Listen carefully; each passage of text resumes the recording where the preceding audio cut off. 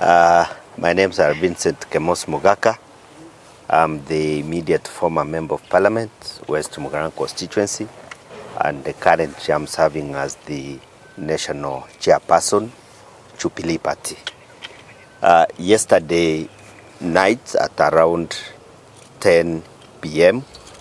in the night, while I was in my home at Rangenyo Nkora village with my parents, I had just taken dinner with my parents and we were discussing family matters.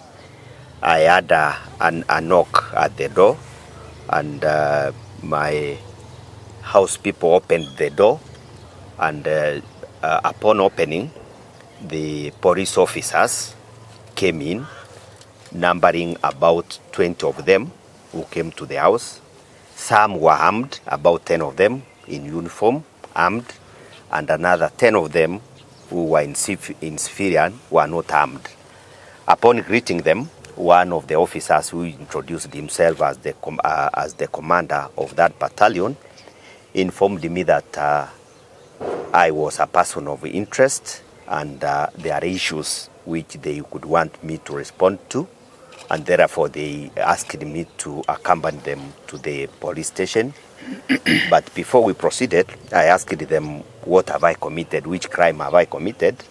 And as per the law and also the constitution, I needed to be informed of any crime or of any offense that I've committed. And then he told me that I will be informed once we proceed. And he also cautioned me, if I be cooperative, we will drive to the police station. But if I don't cooperate with them, they could handcuff me. So I told them I have no problem. I proceeded. We proceeded. We went outside my gate. I found out that there were two motor vehicles, the Land Cruisers, which were parked, which also had about 5 police officers outside. In total, there were about 25 police officers. Then I entered the Land Cruiser. They drove me to Nyamira police station, where they booked me at around 10:45 in the night. And once they booked me, I tried to inquire also what was my offense. At that particular time, they did not inform me, but they told me that they'd been instructed to arrest me and also put me in the cells. After a while, they put me in the cells in the Nyamira police station cells, and I stayed there until around 1 a.m. in the morning, when they called me and told me to go and record a statement. So I proceeded to record a statement, and among the issues they were asking me is that yesterday I had attended an event at Sironga Sports Grounds, where there was a ceremony of graduates who had completed their studies in vocational and training colleges, and I was given an opportunity to greet people, and which I did greet people, and I also gave my speech, and I did not talk about anybody.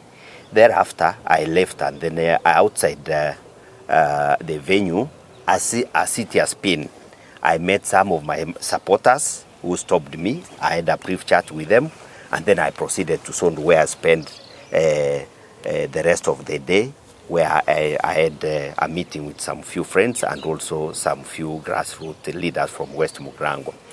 So I recorded my statement at around 1 a.m. to around 2 a.m.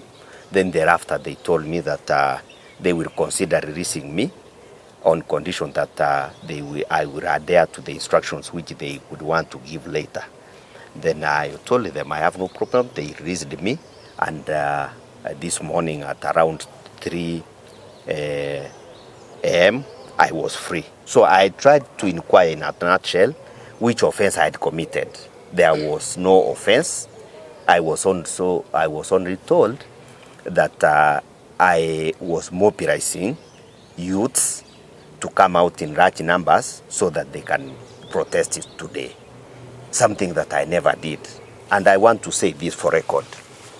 Kenyans are already tired with the Kenya Kwanza administration led by William Ruto.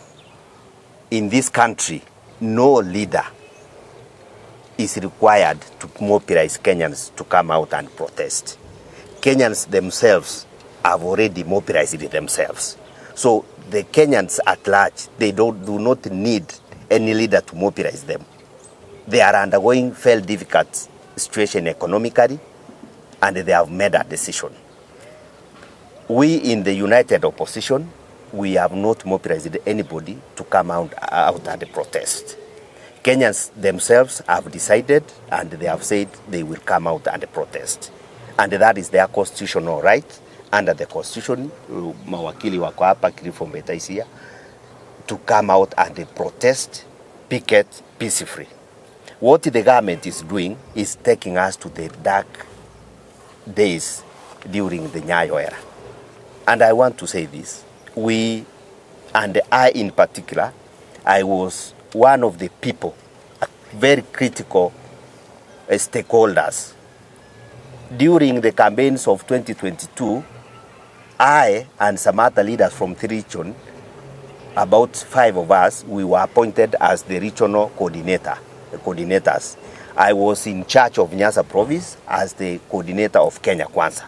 At that particular time, it sounded to them we were good, and after they formed the government, they threw us out, and we decided to join another formation that is receptive to us. We joined the united opposition, and from the day that we joined the united opposition, the Kenya Kwanza administration has been looking for us. I have spoken to some of the officers in the security sector in confidence this morning, and they have informed me that from this region, 3 people have been put on the radar. One of them is Honorable Kibagendi, who was arrested about 2 months ago, and he was charged in court. So he has been, their plan has been partly executed. Another one who is on the radar, who is being tracked, who is being monitored wherever he goes, is Senator Nyong'ate from this region. He's being tracked, he's being monitored, what he says, and they are looking for an opportunity to arrest him. And finally, myself here, I've been also on the radar since last year when we had the elections for Nyamaiya, when they also attempted to arrest me. But because I had a lot of supporters, numbering to about 500 of them, they did not manage to execute their plan. Since then, they have been looking for me to arrest me, intimidate me for no good reason. And the reason that I'm being targeted is one and simple. Because one, I'm a member, active member of the United Opposition as the chairman of Jubilee part of Kenya. And then another reason is because I'm a supporter of His Excellency Fred Okengo Matiang'i. That is the reason why they are targeting us. And I want to say this to the Kenya Kwanza administration. We assisted you, William Ruto, to form this government. When you needed us most, you looked for us. When you needed us most, you called to your residence and they gave us instructions to oppose an attempt of Asimio penetrating in Kisii region. You gave us instructions to make sure that nobody, or at that particular time, you perceived His Excellency Fred Matiang'i to be fighting you politically. You gave us instructions, and when you were in need, we assisted you. Now that you have formed the government, you threw us out of that government. You've come back to intimidate us. And we are saying, from now henceforth, I have made one cardinal decision that no amount of intimidation, no amount of harassment, no amount of persuasion that will ever make me to back down. Yes. I'm not going to back down.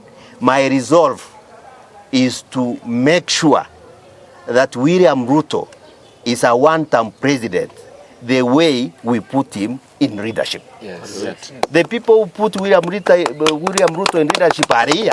Cliff Mbeta is here. And many more, they are here. His Excellency Gashawa, Honorable Ndindi Nyoro, and among others who I can be able to mention. we have made a resolve. If it means we have to die so that this Kenyan can be reparated, some of us, we are ready to die as martyrs.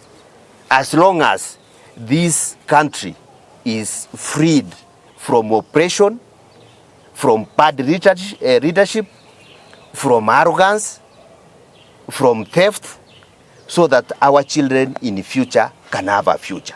I have therefore resolved that from now henceforth, if you've been thinking that I've been opposing your government, be prepared, because I'm going to oppose this government 3 times.